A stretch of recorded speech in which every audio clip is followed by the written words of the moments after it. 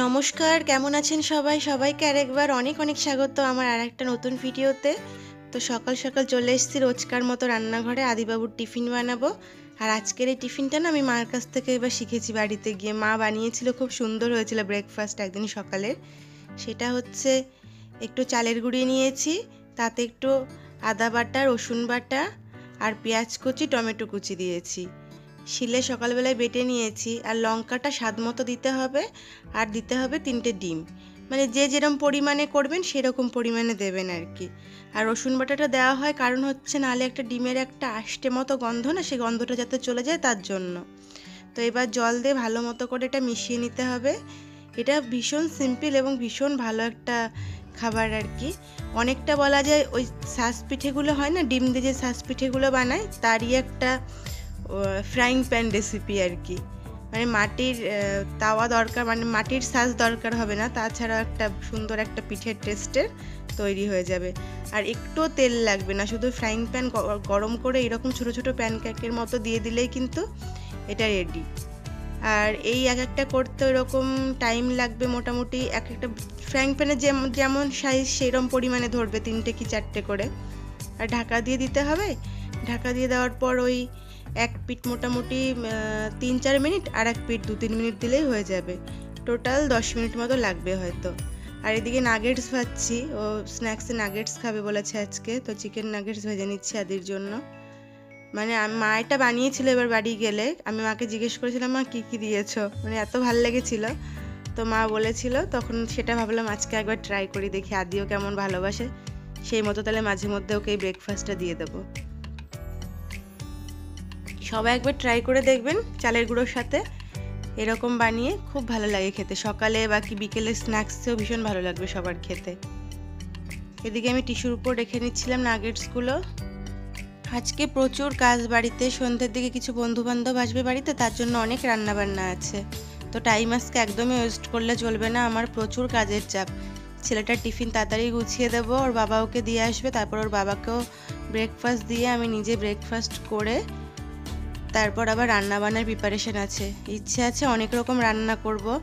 আসলে সিজারের পর এখন এত রান্নাবান্না করিনি, আমি আজকেই প্রথম করব। তো এই আদি টিফিনপত্র সব কিছু গুছিয়ে দিই। দাঁড়ান দেখায় আপনাদের, এক পাশটা দেখুন তেল ছাড়া কি সুন্দর উঠে গেল। একদমই কিন্তু লেগে যাবে না, এটা সুন্দর ফ্রাইং প্যানে উঠে যাবে। আদিকে এই 4টে দিয়ে দেবো ব্রেকফাস্টে। স্ন্যাক্সে নাগেটস দিচ্ছি আর ফল তো আছে।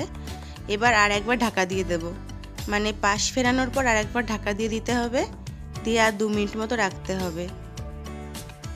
আর বিশ্বাস করুন এত ভালো খেতে এটা, আমি ওই জন্য না বানিয়ে পারলাম না। আর খুব ভালো বাচ্চাদের মানে ব্রেকফাস্টে দেওয়ার ভীষণ ভালো একটা টিফিন এটা। মায়ের কাছ থেকে শুনে শিখে এসে এই বানানো। মা দেখবে ভিডিওটা যে আমিও বানিয়ে ফেলেছি। তো এই আদির টিফিন রেডি। খুব সুন্দর, একদম সফট হয়েছে। আর ফলে দিয়েছি ওকে একটা অরেঞ্জ আর 4-5টা গ্রেপস আর কি। সকালে খাওয়া দাওয়া হয়ে গেছে, ওর বাবা বাড়িতে চলেও এসছে হাঁস কিনতে গেছিল। এদিকে আমি সমস্ত কিছু বের করে নিয়েছি। এগুলো আমি দুপুরবেলা এক ভাগে একটা কিছু রান্না করব, তাই ভাবলাম ব্রোকলি রান্না করি। ব্রোকলি দিয়ে কাতলা মাছ দিয়ে তরকারি করব। আর বাদ বাকি সব রান্নাবান্না আমি গুছিয়ে রাখি, যেমন মুগের ডাল সেদ্ধ করে রাখা, পেঁয়াজ রসুন কেটে বেটে রাখা, এই সমস্ত কিছু আমি রেডি করে রাখবো। নাহলে সন্ধ্যের দিকে না এগুলো করা খুব চাপ হয়ে যায়, অনেকটা টাইম লেগে যাবে। তখন বাড়িতে লোকজন আসলে কি হয়, ওই সারাক্ষণ আমাকে রান্নাঘরেই থাকতে হয়। এগুলো গোছানো থাকলে কি হয়, আমি সন্ধ্যাবেলা রান্নাটা বসাই, আমার 7টার মধ্যে রান্না হয়ে যায়। আর না হলে এই সব যদি তখন আমি করতে যাই না, তখনই কি হবে, গেস্ট আসে আর আমাকে একদম কিচেনেই বসে থাকতে হবে, কারোর সাথে দুটো কথাও ভালো করে বলতে পারবো না। ওই জন্য মোটামুটি যতগুলো কাজ করা যায় রান্নাবান্নার আগে গোছানো গাছানো যা থাকে সেগুলো সেরে দুপুরবেলা খেয়ে দিয়ে রেস্ট নিয়ে আরামসে 6টার দিকে যদি 5:30টায় রান্না বসালে মোটামুটি 7টার মধ্যে আমার কমপ্লিট হয়ে যাবে। তো হাতের কাছে সব কিছু গুছিয়েও নিচ্ছি। আজকে ঝুরি আলু ভাজা করব, আমাদের বাঙালি যেটা আলু ভাজা বলে বাদাম দিয়ে, তার জন্য আলুগুলো কুচি করে নিলাম। এদিকে ওর বাবা তো বললামই হাঁস নিয়ে এসছে, হাঁসটা পরিষ্কার করে এবার ওটা গ্যাসের আগুনে পোড়াবে। দোকান থেকে আমরা পিস করে আনি না, ওর বাবাই পিস করে। আর তরমুজও নিয়ে এসছে, তরমুজটা কাটবো এবার। If you wake up, yeah, already die. you already died. Yeah. But how?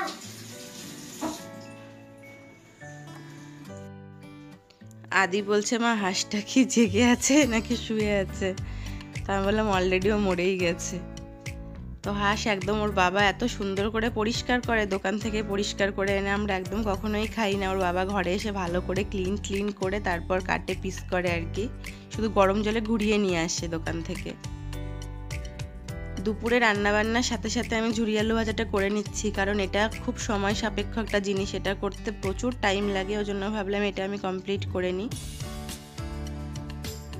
ঝুরি আলু ভাজাটা করে তারপর আমরা দুপুরের খাওয়া দাওয়া করবো। দুপুরে একটা তরকারি করেছি, শুধু ব্রোকলির তরকারি। দেখলাম রাত্রে অনেক রিচ খাবার দাবার হবে, তো দুপুরে একটা হালকা পাতলা কিছু থাক আর কি। তো হাঁস কাটাকাটি করতে করতে আদিও স্কুল থেকে চলে এসছে, কারণ ও তো চলে আসে এখন 1:20-তে চলে আসছে। বাস এখন একটু আগে নামিয়ে দেয় ওকে, মনে হয় একটু এখন ঘোড়াই কম, আগে যেমন 1:40ও বেজে যেত আদির নামতে নামতে। এই যে বাদাম দিয়ে আমার ঝুরি আলু ভাজা পুরো কমপ্লিট। এটাকে এবার ডাব্বায় ঠান্ডা করে এরকম প্লাস্টিকের একটা ডিব্বায় ভরে রাখবো। এটা 2 দিন মতো চলে যাবে। অনেকটা আলু ভাজা, এরকম ভিডিওতে দেখে মনে হচ্ছিল, কিন্তু আলু ভাজা কিন্তু অনেকটা। আর তরমুজও কাটা হয়ে গেছে, এবার তরমুজগুলো খাবো আমরা, তারপর দুপুরবেলায় খাওয়া দাওয়া। আর অস্বাভাবিক গরম দিয়েছে,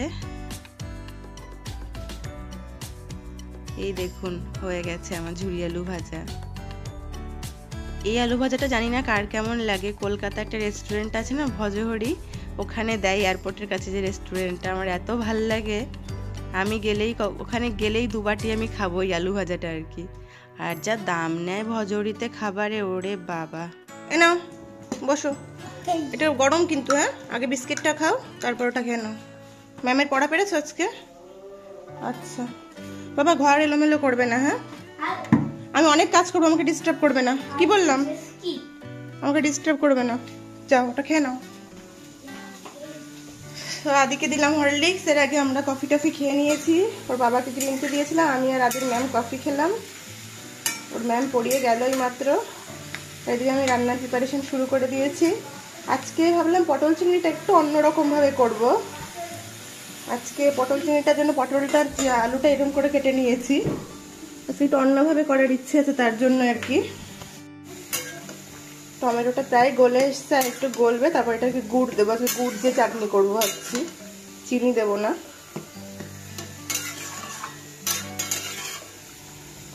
কাজু কিশমিশ ভেজে নিয়েছি, প্রচুর তাড়া আজকে।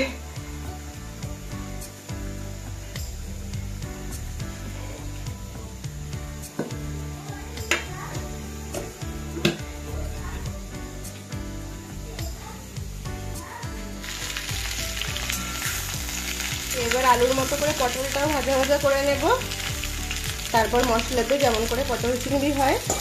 আর এদিকে আমি সব কিছু সকালবেলা রেডি করে রেখেছিলাম, চিংড়ি মাছটা সব ছাড়িয়ে রেখেছি।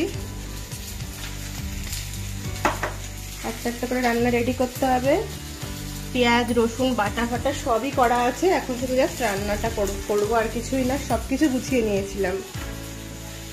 আর আজকে মাছের ঝাল বানাবো একটা সমুদ্রের মাছ দিয়ে, সি ব্রিম মাছ বলে, ভীষণ ভালো খেতে এই মাছটা। ওর বাবা বলে, আমি খাই না, বলতে পারবো না, বাবা বলে প্রচুর ভালো খেতে। এই যে সি ব্রিম বলে মাছটা, ভীষণ ভালো খেতে।